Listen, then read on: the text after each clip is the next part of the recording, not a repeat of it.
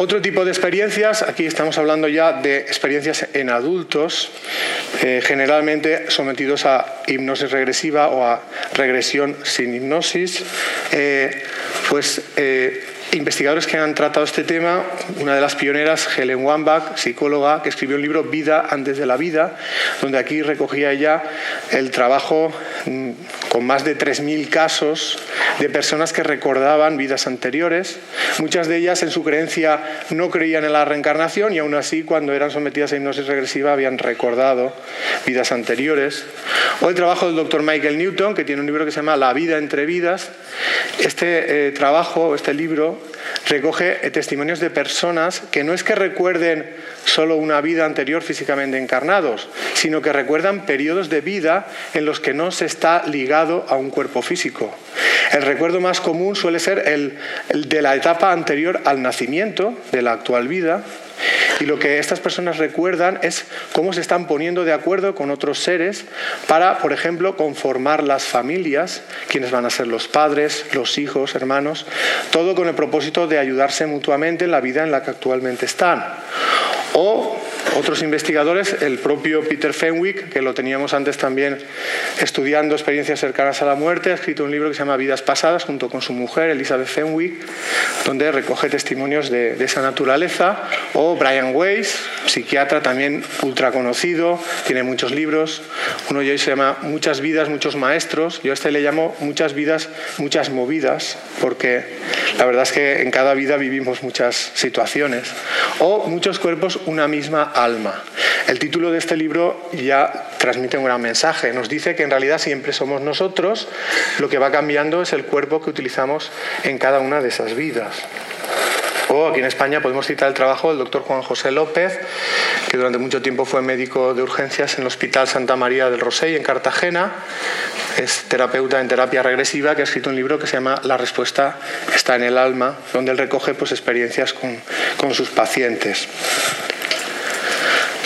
También hay personas que afirman haber contactado con seres que no están físicamente vivos en la actualidad. El contacto más frecuente suele suceder con seres queridos que acaban de fallecer recientemente, que vienen a través de sueños muy vívidos o apariciones a pie de cama, en ese estado de duerme-vela, que uno no está ni despierto ni durmiendo, es un estado de bastante sensibilidad, pues afirman haber contactado con ese ser que acaba de irse. Parece ser que el objetivo de ese contacto es tranquilizar a los familiares que se quedan aquí. Decirles, tranquilos, yo estoy bien, no me he muerto, sigo vivo, estoy muy bien, continúa con vuestra vida que ya nos volveremos a ver. Esto es algo muy, muy frecuente. Pero sí que es cierto que muchas personas se lo callan porque tienen miedo al que dirán, a que piensen que están alucinando, los quieran llevar al psiquiatra y medicarlos. Por eso muchas personas se lo callan, pero realmente son testimonios bastante comunes. Algunos libros que hablan sobre este tipo de experiencias, Crónicas del Más Allá, de Sol Blanco Soler, o Visitas del Más Allá, de Sylvia Browne. También hay personas que afirman contactar con esos seres de ese otro lado, pero no solo cuando se ha muerto un ser querido, sino que es un contacto más frecuente. Podemos llamar a esas personas mediums. Yo suelo decir de ellas que tienen una línea ADSL con el otro lado, cuando los demás tienen una línea telefónica normal. Y esas personas dicen recibir mensajes a través de ese contacto. Entonces uno lo que puede intentar es ver si lo que esas personas dicen es real o no lo es. Precisamente a eso se ha dedicado la doctora Julie Beisel, doctora en farmacología, en su trabajo. Ella lo que hacía en su universidad era buscar a estudiantes que hubieran tenido una pérdida familiar y recoger ese testimonio, y luego buscó a una serie de mediums que eran, digamos, conocidos o tenían una buena reputación en cuanto a que transmitían verdaderos mensajes de ese otro lado, y lo que hizo fue contrastar la información que llegaba a través de esos mediums, o sea, se les pedía a esos mediums que contactaran con esos familiares ya fallecidos de los estudiantes. Y luego lo que intentaban era verificar si la información obtenida a través de los mediums se correspondía con la que los estudiantes daban de sus familiares ya fallecidos.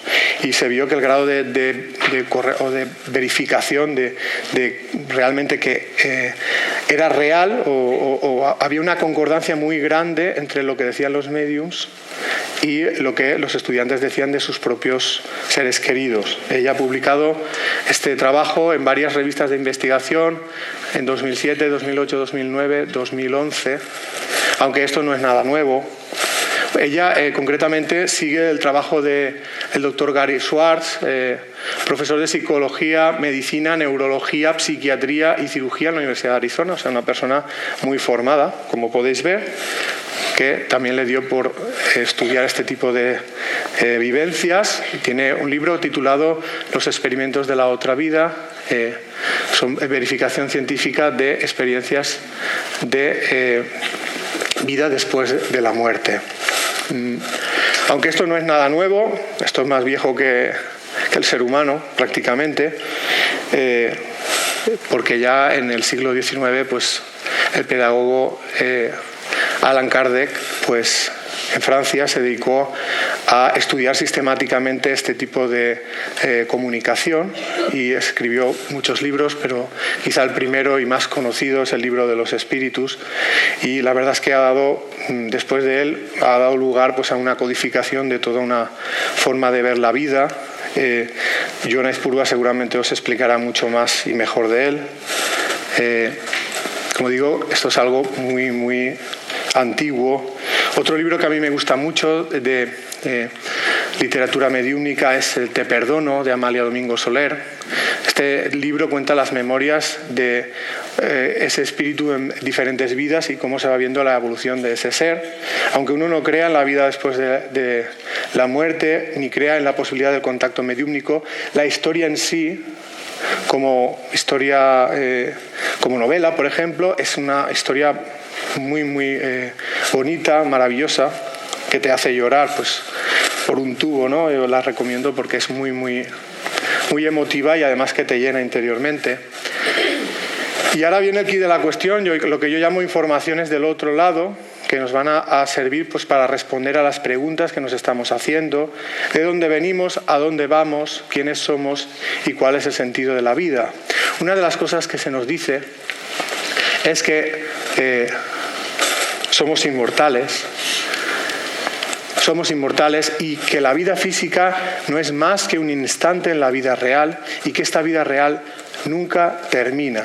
Es decir, que todos nos vamos a reencontrar con los seres queridos que se fueron al otro lado antes que nosotros. Desde esta perspectiva, la muerte ya no es algo tan grave. En realidad no existe la muerte, solo un cambio de estado. Y esa relación de sentimientos la vamos a poder continuar. Aunque estemos un tiempo sin verles físicamente, en algún momento nos reuniremos con ellos y hasta que ese momento llegue, seguramente tendremos experiencias de contacto durante el sueño o incluso, como las que hemos dicho, que esos seres pues, se dan a conocer de alguna manera para que estemos tranquilos respecto a su suerte. Otra cosa que nos dicen, muy importante, es que existe un plan para cada uno de nosotros que lo que pretende es que vayamos creciendo por nuestro propio mérito a base de experimentar en el plano espiritual, en el plano terrenal con libertad, en el plano físico. ¿En qué crecemos? En nuestra capacidad de amar. Eso es una constante en muchas de las charlas que hemos hablado. O sea, el sentido de la vida tiene que ver con desarrollar la capacidad de amar. También se nos dice que las circunstancias a las que nos enfrentamos en la vida no son casualidad, sino que es consecuencia de lo que hemos hecho en vidas anteriores, que antes de nacer ya conocíamos cuáles eran esas circunstancias. De hecho, eran circunstancias elegidas por nosotros mismos y nos estábamos preparando para intentar superar esas pruebas con éxito. Yo suelo decir de esto que nuestra vida no es una película, sino que es un capítulo de una serie, un culebrón diría yo, porque tiene muchos capítulos. Si empezamos a ver un culebrón en el capítulo 150, seguramente nos costará entender el argumento de lo que está pasando. Necesitaríamos ver los capítulos anteriores o por lo menos algún resumen, como esos que hacen en Águila Roja para cuando empiezan la temporada, para que te pongas al día lo que está pasando. Pues de la misma manera, para que nosotros pudiéramos entender el argumento de esta vida, sería necesario conocer lo que ha ocurrido en los capítulos anteriores. Y veríamos que el argumento de esta vida encaja perfectamente con el argumento de las vidas anteriores. Como digo, todo tiene el mismo propósito: aprender a amar